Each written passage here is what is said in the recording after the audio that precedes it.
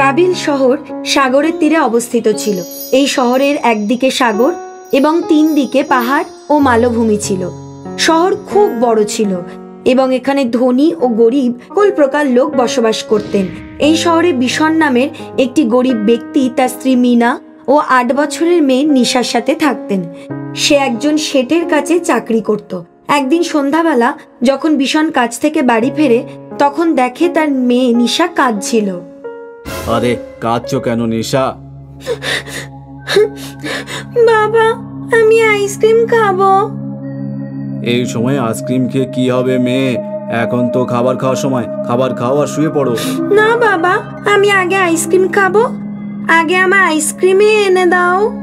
ঠিক আছে, চলো এবার আইসক্রিম কিনে দিই তোমাকে। খুব জেদি হয়ে গেছে, ওকে এতটাও মাথায় তুলো না, পরে পস্তাতে হবে।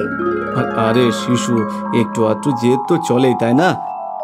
এই বলে বিশন তার মেয়েকে নিয়ে বাজারে আইসক্রিম কিনতে চলে যায়। কিন্তু সেখানে গিয়ে দোকানদার তার নিজের দোকানদারি ছেড়ে এক গভীর চিন্তায় ব্যস্ত রয়েছে। ভাই, এই বাচ্চার জন্য একটা আইসক্রিম পাওয়া যেতে পারে? মাথায় মৃত্যু ঘুরছে নাকি? আর তোর আইসক্রিম খাওয়ার শখ হয়েছে? আরে এমন কি হলো ভাই? আরে খবর পাওয়া গেছে যে পাহাড়ে আগ্নেয়গিরি ফাটবে। যদি ফেটে যায় তাহলে সারা শহর আগুনে চাপা পড়ে যাবে। এ তো খুবই ভয়ানক ব্যাপার ভাই। আমরা গরিব মানুষ, আমাদের কি হবে? কোথাও পালাতেও পারবো না। যদি আগ্নেয়গিরি ফাটে তাহলে শহর থেকে পালাতে তো হবেই, তাই না? এই বিপদের খবর পেতেই বিশন খুব ঘাবড়ে যায় এবং সে তার স্ত্রী ও শিশুর চিন্তা করতে থাকে। পরের দিনই মানুষ শহর ছেড়ে চলে যেতে থাকে। শহরের এই অবস্থা দেখে বিশন তার শেঠের কাছ থেকে সাহায্য চায়। শেঠজি, আপনি কি শহর ছেড়ে চলে দিয়ে যাচ্ছেন? হ্যাঁ ভয়, আমি আজই আমার পরিবার নিয়ে শহর ছেড়ে চলে যাচ্ছি। আমি তো বিমানের টিকিট কেটেও নিয়েছি। শেঠের এই কথা শুনে বিশন কাঁদতে লাগলো। কাঁদতে কাঁদতে শেঠকে অনুরোধ করলো, শেঠজি, আমাদেরকেও আপনার সাথে নিয়ে চলুন, আমাদের পরিবারের জীবন বাঁচিয়ে দিন শেঠজি। বিশন, আমি এই বিষয়ে তোমার কোনো সাহায্য করতে পারবো না। শহরের সকল লোক এখান থেকে চলে যাচ্ছে। বিমানে একটা টিকিট সংগ্রহ করা খুবই মুশকিল হয়েছে। এখন একমাত্র সরকার চাইলেই কিছু একটা করতে পারে। কিভাবে বিশনের ওপর বিপদের পাহাড় ভেঙে পড়ে এবং সে তার পরিবারকে বাঁচানোর জন্য প্রাণপণ চেষ্টা করতে শুরু করে। আগ্নেয়গিরি থেকে লাভাপ্লাবিত হয়ে শহরের দিকে ঢুকতে থাকে। লোক তাদের প্রাণ বাঁচানোর জন্য এদিক ওদিক ছুটতে থাকে। রেল এবং সড়ক বন্ধ হয়ে যায়। মানুষের মধ্যে বিশৃঙ্খলা শুরু হয়ে যায়। বিশন মানুষজনের ভিড়ে মিনা ও নিশাকে নিয়ে বিমানবন্দরের দিকে ছুটতে থাকে। আরে মিনা, তাড়াতাড়ি চলো, না হলে বিমান উড়ে যাবে। হ্যাঁ হ্যাঁ, যাচ্ছি। আমি নিশাকে কোলে তুলে নিন, ও ভিড়ের মধ্যে পড়ে না যায়। যদি পড়ে যায় তাহলে লোক তার পায়ের তলে আমার এই ছোট্ট শিশুটিকে চাপা দিয়ে মেরে ফেলবে। ঠিক আছে, আমি নিশাকেই নিজের কোলে তুলে নিচ্ছি, কিন্তু তুমি তাড়াতাড়ি চলো। বিশন নিশাকে কোলে তুলে নিয়ে দৌড়তে শুরু করে। সেই সময় সে হোঁচট খেয়ে পড়ে যায় আর মানুষ তাদের উপর পাড়া দিয়ে যেতে থাকে। তারপর বিশন কোনো রকম সাহস করে উঠে পড়ে, কিন্তু তার নিশাকে তুলতে পারে না। এইভাবেই নিশা মানুষের পায়ের নিচে চাপা পড়তে থাকে এবং একসময় মারা যায়। হে ভগবান, আমার মেয়ে মারা গেল, আমার মেয়ে মারা গেল। নেশা, নেশা, ওঠো মেয়ে, কি হলো তোমার? ও তো মারা গেছে, নিজের জীবন বাঁচানোর কথা ভাবো, বুঝলে? হ্যাঁ, তুমি ঠিকই বলেছো। আমার স্ত্রী তো আছে ভাই, কিন্তু সে কোথায় গেল? মিনা, মিনা, তুমি কোথায় চলে গেলে? দেখো, আমার মেয়ে মারা গিয়েছে মিনা। এভাবেই চিৎকার করতে করতে ভীষণ ভিড়ের মধ্যে তার স্ত্রী মিনাকে খুঁজতে শুরু করে, কিন্তু সে তাকে কোথাও দেখতে পায় না। তখন সে এক জায়গায় বসে কাঁদতে শুরু করে। হে ভগবান, আমায় এরকম খারাপ সময় দিলে, আমার পুরো পরিবার শেষ করে দিলে। আমার মেয়ে মারা গেল, আমি স্ত্রীকেও হারিয়ে গেছি, এবার আমি কি করব? কিছুক্ষণ এইভাবেই বিলাপ করার পর সে বিমানবন্দরের দিকে ছুটতে থাকে এবং সবাইকে ভেদ করে সে আগে বাড়তে থাকে। যখনই সে বিমানবন্দরে এসে পৌঁছয়, দেখে বিমান আগে থেকেই সম্পূর্ণ ভরে গেছে এবং মানুষ মৌমাছির মতন চারিদিকে গুঞ্জন করছে। এখানে তো গোটা শহর জমায়েত হয়েছে, বিমানে কিভাবে পাওয়া যাবে জায়গা?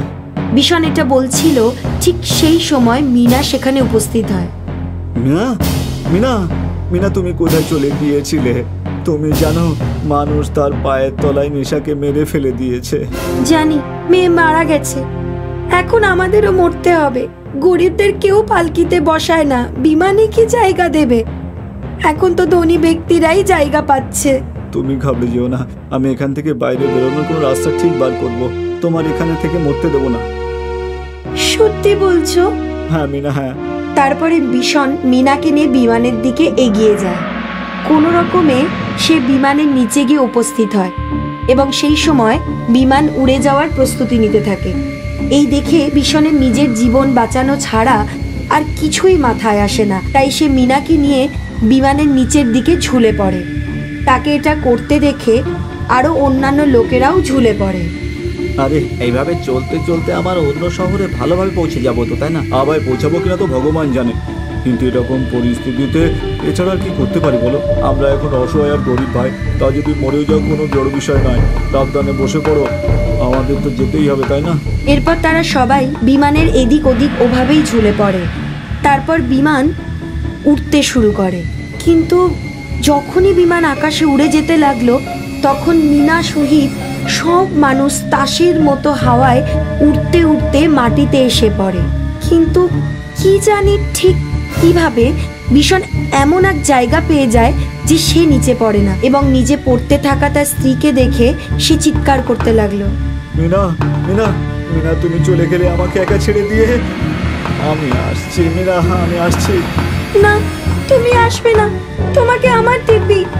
এভাবেই মিনা এবং আরো সকল লোকজন নিচে মাটিতে পড়ে নিঃশ্বাস ত্যাগ করে। না জানি কিভাবে ভীষণ অন্য শহরে জীবিত পৌঁছতে সফল হয় এবং সে লোকজনকে সেই ঘটনা বলে। তখন সবাই অবাক হয়ে যায় এবং বলে কি যাকে ভগবান বাঁচায় তাকে কোনোদিন কেউ মারতে পারে না। গুজরাতের এক বড় শহরে নির্মল তার স্বামী রমেশ আর মেয়ে পিঙ্কির সাথে থাকতো। পিঙ্কির বয়স বিয়ের উপযুক্ত হয়ে গেছে, কিন্তু রমেশ মদ খায়, কিন্তু সব থেকে বেশি এই যে ও সাট্টা লাগায় আর জুয়া খেলে। এই জন্য ও খুব গরিব আর পিঙ্কির বিয়ে এখনো পর্যন্ত হয়নি। নির্মল শ্রমিকের কাজ করে সংসার চালায়। নির্মল সকালে কাজে যাবার জন্য যখন বেরোচ্ছিল তখন তার মাতার স্বামী তাকে আটকায়। যাবার আগে আমাকে 100 টাকা দিয়ে যাও। আমার কাছে টাকা নেই। প্রত্যেক দিন রোজগার করো আর আমাকে টাকা দাও না। সারা দিনে 100 টাকাই রোজগার করি, তার মধ্যে তোমাকে খাওয়াবো কি করে? স্বামী ভগবান হয়, তার পুজো করা প্রত্যেক নারীর একটা ধর্ম। আমার কাছে টাকা নেই আর আমি এখন পুজো করতে পারি না। তোর এত সাহস যে তুই আমার সাথে এইভাবে কথা বলিস? এখনই দেখাচ্ছি তোকে। রমেশ নির্মলকে মারার জন্য একটা লাঠি নিয়ে আসে। তখন পিঙ্কি মাঝখানে চলে আসে।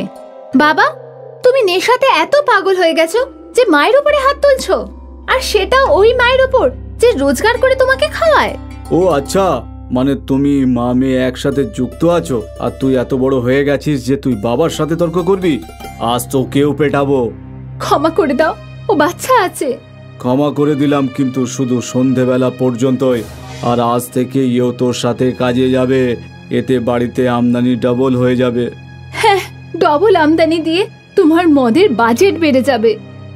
নির্মল তার মেয়ে পিঙ্কিকেও কাজে নিয়ে যায়। দুজনে মা মেয়ে মিলে পাথর খোদাইয়ের কাজ করে। তখন চারদিক দিয়ে মেঘ ঘিরে আসে, মনে হচ্ছে বর্ষার ঋতু শুরু হচ্ছে। আর এখন 3-4 মাস পর্যন্ত কাজ ভালোভাবে চলবে না।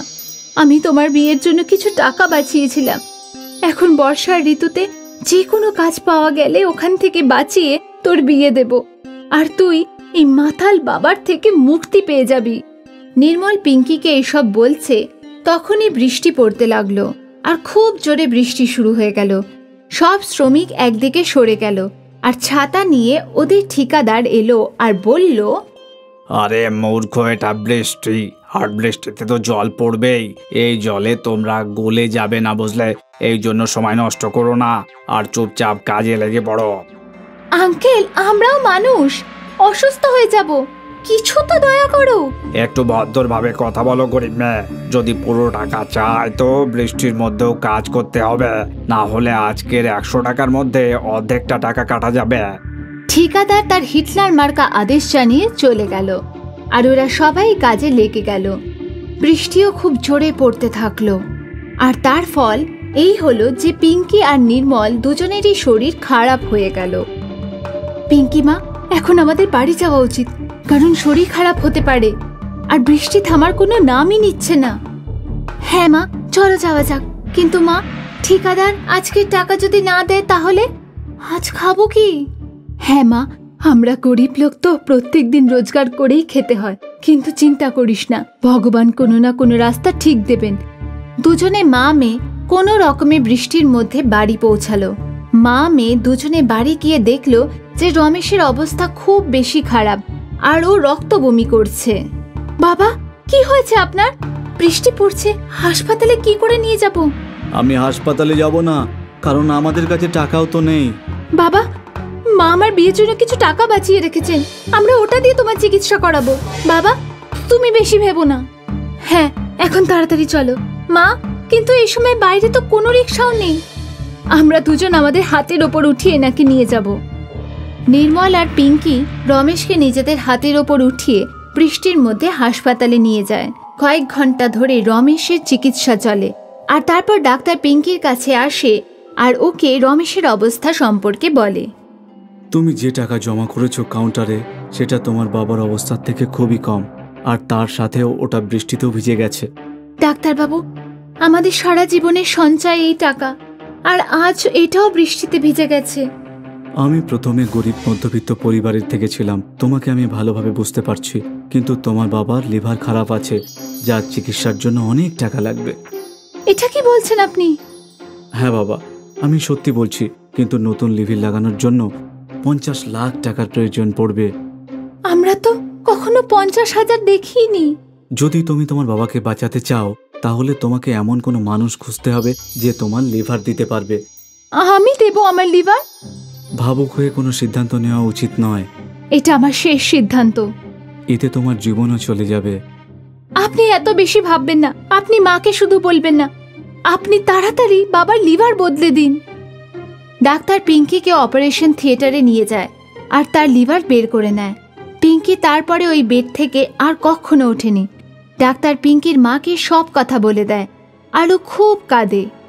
পরের দিন রমেশেরও জ্ঞান ফিরে আসে, আর যখন সে পিঙ্কির ব্যাপারে জানতে চায় তো তখন নির্মল কাঁদতে কাঁদতে ওকে সব বলে দেয়। আমি ছোটবেলা থেকে আজ পর্যন্ত বাবা হওয়ার কর্তব্য পালন করিনি, কিন্তু ও আমার মেয়ে হয়ে তার কর্তব্য পালন করছে। ভগবান আমাকে ক্ষমা করবে না। রমেশ খুব কাঁদে আর নির্মল ওকে সামলায়, আর ও এখন সমস্ত খারাপ কাজ বন্ধ করে দেয় আর রোজগার করতে শুরু করে। ইনস্টাপুর নামের একটা গ্রাম ছিল, যেখানে জলি নামের এক ব্যক্তি নিজের বাবা মায়ের সাথে থাকত। জলির সাথে ওর দুজন বন্ধু ঘুরত, সম্রাট আর জিগ্নেশ। একদিন এরকমই ওরা বাইরে দেখা করেছিল। আরে জিগ্নেশ আর জলি, তোরা জানিস আমি একটা চাকরি পেয়ে গেছি রে, আর সেটাও শহরে একটা বড় কোম্পানিতে। এবার আমি অনেক টাকা রোজগার করব। কি বলছিস তুই? শহরে আমারও কোম্পানিতে একটা কাজ পেয়ে গেছি রে। তাহলে তুই বল জলি, তোর কাজকর্ম কিরকম চলছে? আরে তোরা তো জানিস যে আমি মাঝখানে পড়াশোনা ছেড়ে দিয়েছিলাম, সেই জন্য আমি কোনো ভালো কাজ পাইনি রে। আরে কোনো ব্যাপার না জলি, আরে সবাই কি আর চিলের মতো উঠতে পারে নাকি? হ্যাঁ, আরে কেউ কেউ তো মুরগির মতন হয়, তাই না? পাখনা তো থাকে তাদের, কিন্তু শুধুমাত্র তারা মাটির মধ্যেই ফরফর করতে পারে রে। জিগ্নেশ, কোনো দুর্বল মানুষকে তোমার কখনো এরকম অপব্যবহার করা উচিত নয়। আরে ওর মা গ্রামে চা বিক্রি করে, তা দিয়েই তো ওদের সংসার চলে যাচ্ছে না। জলি, ওর কথায় তুই কিছু মনে করিস না ভাই। ওদের দুজনের কথা শুনে জলি রেগে গেল আর ওখান থেকে চলে গেল আর বাড়ি চলে এলো। ঘরে ওর মা ওকে বলল, সম্রাট আর জিগ্নেশের মা বলছিল যে ওরা নাকি নতুন জব পেয়েছে, তুই এত হতাশ হয়ে বাইরে থেকে কেন আসছিস? কিছু না মা, আমার দুজন বন্ধু খুব ভালো কোম্পানিতে চাকরি পেয়ে গেছে তো, কিন্তু আমি এখনো পর্যন্ত কোনো কাজই পেলাম না। আরে বাবা, আমি আছি তো। মা, তুমি ঠিক আছো তো মা? হ্যাঁ বাবা, আমি ঠিক আছি, তুই চিন্তা করিস না, আমি আছি তো। খুব মন দিয়ে চা বেজো। জলির মা কাশতে কাশতে অজ্ঞান হয়ে গেল। জলি গ্রামের ডাক্তারকে ঘরে ডেকে আনলো আর ও জলির মায়ের চিকিৎসা করলো। জলি ডাক্তারের কাছে নিজের মায়ের ব্যাপারে জিজ্ঞেস করলো। কি হয়েছে আমার মায়ের? তোমার মায়ের শরীর খুবই খারাপ, তুমি ওনাকে কাজ করতে একদম দিও না। আর যেই ওষুধগুলো আমি এখানে লিখে দিয়েছি সেগুলো রোজ নিজের মাকে খাইও। ডাক্তার ওখান থেকে চলে গেলেন। যে ওষুধগুলোর নাম ডাক্তার লিখে দিয়ে গেছিল ওই সবগুলোই শহরের ওষুধ ছিল। এই ওষুধগুলো তো অনেক দামি দেখছি, আর আমার কাছে পয়সাও নেই এখন, কিন্তু কিছু না কিছু আমাকে করতেই হবে। জলি নিজের মায়ের চায়ের স্টলে পৌঁছে গেল আর চা বিক্রি করা শুরু করলো। চা, গরম গরম চা নিয়ে যাও। জলি যখন চা বিক্রি করছিল তখনই ওখান দিয়ে ওর বন্ধু সম্রাট আর জিগ্নেশ ওখান দিয়ে যাচ্ছিল আর ওকে বলল, আরে ভাই এ কি রে, তুই চা বিক্রি করতে শুরু করে দিলি? আরে তোর কি কোনো লজ্জা টজ্জা নেই নাকি? যদি আর একটু পরিশ্রম করতিস না তুই, তাহলে খুব ভালো চাকরি পেয়ে যেতিস রে। জলি রেগে গিয়ে জিগ্নেশকে উত্তর দিল, আরে তোরা পরিশ্রমের মানে কি বলতে চাইছিস? আরে চা বিক্রি যারা করছে তারা পরিশ্রম করে না? আরে আমার মায়ের অসুখ করেছে, তোদের দুজনের কাছে আমি তাও পয়সা চাইতে এসেছি, আসেনি তো? আরে রাগ করছিস কেন? আমরা দুজন তো এটুকু বলতে এসেছি যে আমরা শহরে যাচ্ছি। ঠিক আছে জলি, আমরা চললাম তাহলে, তুই এখানে চাই বিক্রি কর। দুজনে আবার আরেকবার জলিকে নিয়ে ঠাট্টা করে সেখান থেকে বেরিয়ে গেল। জলির চা থেকে একদমই বিক্রি হচ্ছিল না, আর ওর কাছে একটুও টাকা ছিল না যে ওই ওষুধগুলো কিনতে পারে। জলি উদাস হয়ে গেল। তখনই ওর দোকানে একজন বৃদ্ধ এলো, যে গলায় একটা সোনার হার আর কালো চশমা পরেছিলেন। এই যে বাবা, কি হয়েছে? এত চিন্তায় রয়েছো কেন? হাসো, আনন্দ করো, একসাথে জীবনটাকে ভালো করে কাটো, একে অপরকে চেনো। আমাকে একটা ভালো চা খাওয়াও, কিন্তু আমার কাছে পয়সা নেই।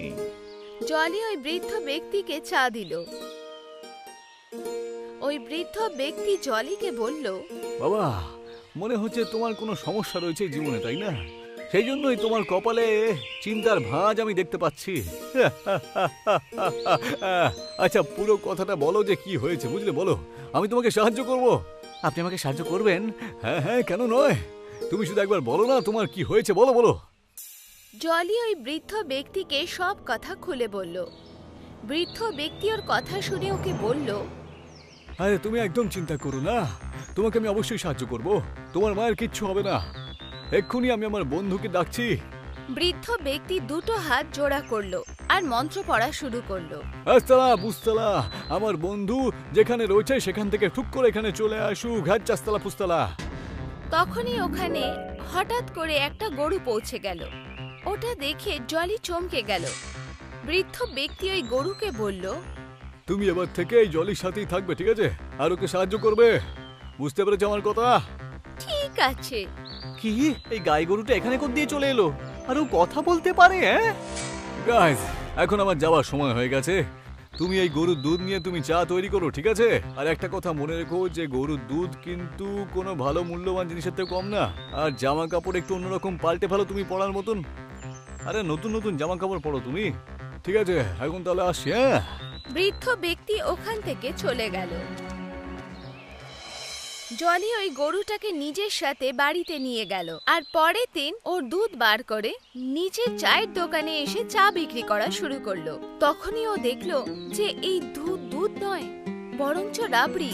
জলি কাপড়ও আলাদা রকমের পরতো আর নিজের দোকানে জলি রাবড়ি চায় লিখে দিল। রাবড়ি চা নিয়ে নাও, রাবড়ি চা। এমন চা আপনারা কখনো খাননি নিশ্চয়। তখনই ওখান দিয়ে একজন মহিলা সেখান দিয়ে যাচ্ছিল আর রাবড়ি চাটা দেখে, এই রাবড়ি চা কি? এই যে দিদি, এটা হলো জলের রাবড়ি চা, একবার খেয়েই দেখুন না আপনি। দাও তো একটা রাবড়ি চা খাও তো, দেখি তো কেমন খেতে হয়। জলি চা বানিয়ে ওই মহিলাকে দিল আর মহিলা সেই চা খেলো আর বলল, আরে এর আগে তো আমি কখনো এত ভালো চা খাইনি, এই চাটা তো খুবই ভালো খেতে। জলি ভাই, রাবড়ি চায় আরেকটা দাও তো। এক্ষুনি দিচ্ছি। আস্তে আস্তে জলির চা পুরো গ্রামে প্রসিদ্ধ হয়ে গেল। জলি নিজের মায়ের চিকিৎসা করালো। জলি গ্রামের সব থেকে বেশি ধনীবান ব্যক্তি হয়ে গেল, শুধু আর শুধু চা বিক্রি করে। আর অন্যদিকে ওর বন্ধু সম্রাট আর জিগ্নেশ যে কোম্পানিতে কাজ করছিল, ওদের দুজনের সেই কোম্পানি বন্ধ হয়ে গেল। যেই কারণে ওদের দুজনকে চাকরি থেকে বের করে দেওয়া হয়েছিল। আর ওরা দুজনে আবার গ্রামে ফেরত চলে এসেছিল। গ্রামে আসতেই ওরা একে অপরকে বলল, আরে আমার অনেক ক্ষতি হয়ে গেল জানিস তো, এখন আমাদের কে কাজ দেবে রে? আরে এত পরিশ্রম করার পরে কাজটা পেয়েছিলাম, পুরো পরিশ্রম একেবারে জলে গেল। চল যাই, ওই গরিব জলির কাছে আমরা চা খাইতে যাই। একবার ওর অবস্থা দেখে আমাদের একটু ভালো তো লাগবে, তাই না? সম্রাট আর জিগ্নেশ দুজনে জলির দোকানে চা খেতে গেল। ওখানে পৌঁছাতেই ওরা দেখলো যে জলির দোকান এখন বড় হয়ে গেছিল। ওরা দুজনে খুবই আশ্চর্য হয়ে গেল আর জলির কাছে গিয়ে বলল, আরে জলি, তোর চায়ের দোকান তো অনেক বড় হয়ে গেছে দেখছি ভাই। সত্যিই তো ভাই। আরে তোর কাছে এত পয়সা কোত্থেকে এলো রে? আর এইভাবে কেন জিজ্ঞাসা করছিস? হ্যাঁ, তোদের কি মনে হয় একজন চাওয়ালা চা বিক্রি করতে করতে বড়লোক হতে পারে না নাকি? হ্যাঁ, আরে এই সব কিছু আমি চা বিক্রি করি রোজগার করেছি, বুঝলি? সম্রাট আর জিগ্নেশের মনে জলি প্রতিপত্তি দেখে মনের মধ্যে হিংসা এলো। জলি ওদের রাবড়ি চা খাওয়ালো। দুজনেই রাবড়ি চা খেলো। চা খাওয়ার পরে সম্রাট জলিকে বলল, জলি, এই রাবড়ি চা আমি কখনো খাইনি রে। আর আমি এটা পুরো বিশ্বাসের সাথে বলতে পারি যে এর থেকে ভালো চায় এই পৃথিবীতে আর কোথাও পাওয়া যাবে না। বাহ, এটা খাওয়ার পরে মনটা একদম শান্তি হয়ে গেল রে। জলি, আমরা দুজন তোর খুব ভালো বন্ধু রে। এখন তো আমাদের এটা বলো যে তুমি এই চায় কি করে বানাও ভাই? জলি ওদের দুজনকে জাদুই গরুর কথা বলে দিল। সম্রাট আর জিগ্নেশ রাবড়ি চা খেয়ে ঘরে চলে গেল। আর মাঝখানেই দাঁড়িয়ে দুজনে একে অপরকে বলল, শোনো সম্রাট, মন দিয়ে শোনো। জানি না আমরা আগে কাজ পাবো কি পাবো না, সেই জন্য আমাদের কিছু না কিছু একটা করতেই হবে রে। আর যেমনটা তুমি শুনেছো যে ওর কাছে নাকি কোনো জাদুর একটা গরু আছে, তাই ওই গরুটা আমাদের চুরি করতে হবে। সে আর বলতে ভাই, চল আমরা এক্ষুনি যাব, বুঝলি? ওই কথাটা আমি কখনো হজমই করতে পারছি না রে, যে 10 ক্লাস পর্যন্ত পড়েনি সে আমাদের থেকে বেশি উন্নতি করবে। যখনই রাত্রি হবে না, ওর গরুটার গোয়ালে গিয়ে আমরা ওর গরু একেবারে চুরি করে পালিয়ে আসবো। দুজনেই ওই গরুটাকে চুরি করার যোজনা বানালো। রাত হয়ে গেছিল আর সম্রাট আর জিগ্নেশ দুজনেই জলির খাটালের মধ্যে ঢুকে গেল, যেখানে ওই জাদুই গরু শুয়েছিল। আরে দেখ দেখ দেখ দেখ, ওই দেখ সেই জাদুর গরুটা যে রাবড়ির মতন দুধ দেয়, বুঝলি? জিগ্নেশ আগে গেল আর গরুর বাঁধা দড়িটাকে উঠিয়ে গরুকে বাইরে নিয়ে যাওয়ার চেষ্টা করলো। তখনই গরুর চোখ খুলে গেল আর ওদের দুজনকে দেখে বলল, তোমাদের দুজনের সাহস কি করে হলো আমাকে ছোঁয়ার? দুজনে আশ্চর্য হয়ে গেল। তুমি তুমি তুমি কথা বলতে পারো? আরে এটা কি করে হতে পারে? ঘুড়ি আকাশে ওড়ে, কিন্তু ওদের দড়ি মাটিতে থাকা মানুষের হাতে থাকে। যখন ওই মানুষের হাত থেকে ওই দড়িটা কেটে যায়, তখন সেই ঘুড়ি আকাশের মধ্যে বিভ্রান্ত হতে থাকে আর নিচে পড়ে যায়। তোমরা দুজনে হচ্ছে সেই কাটা ঘুড়ি আর জলি হচ্ছে সেই মানুষ যার দড়ি মাটির সাথে আটকানো থাকে। আমাদের ক্ষমা করে দাও, আমাদের দপ্তর থেকে আমাদেরকে বের করে দেওয়া হয়েছে, তো সেই জন্যই আমরা এখানে তোমাকে চুরি করতে এসেছিলাম। আর তোমাকে চুরি করে আমরা নিজেদের রাবড়ি চায়ের দোকান খুলতে চাইছিলাম আর কি। আমাদের ক্ষমা করে দাও গুরু মহাশয়। ওরা যখন কথা বলছিল তখনই পেছন থেকে জলি চলে এলো আর ওদের বলল, তোদের দুজনের পুরো কথা আমি শুনে নিয়েছি, বুঝলি? আরে তোদেরকে যখন জব থেকে বের করে দেওয়া হয়েছে, তাহলে এই কথাটা আমাকে কেন তোরা বলিসনি? আরে শোন দিয়ে কথাটা শোন আমার। আরে বন্ধুরা যত বড় লোকই হয়ে যাক না কেন, বন্ধুরা কিন্তু সবসময় বন্ধুই থাকে, বুঝতে পেরেছিস সম্রাট আর দীনেশ? আমাদের ক্ষমা করে দে জলি, যে তোকে আমরা সবসময় ছোট হিসেবে দেখেছি। আমাকেও ক্ষমা করে দে ভাই, আমাদের কাছে কোনো কাজ নেই তো এখন। আরে এই ব্যাপার সামান্য। চ, কাল থেকে আমার দোকানে তোরা দুজন কাজ করবি তো। জলি সম্রাট আর জিগ্নেশকে নিজের কাজে রেখে দিল আর ওদের দুজনকে ওদের শহরের কোম্পানি থেকে দ্বিগুণ মাইনে দিতে শুরু করলো।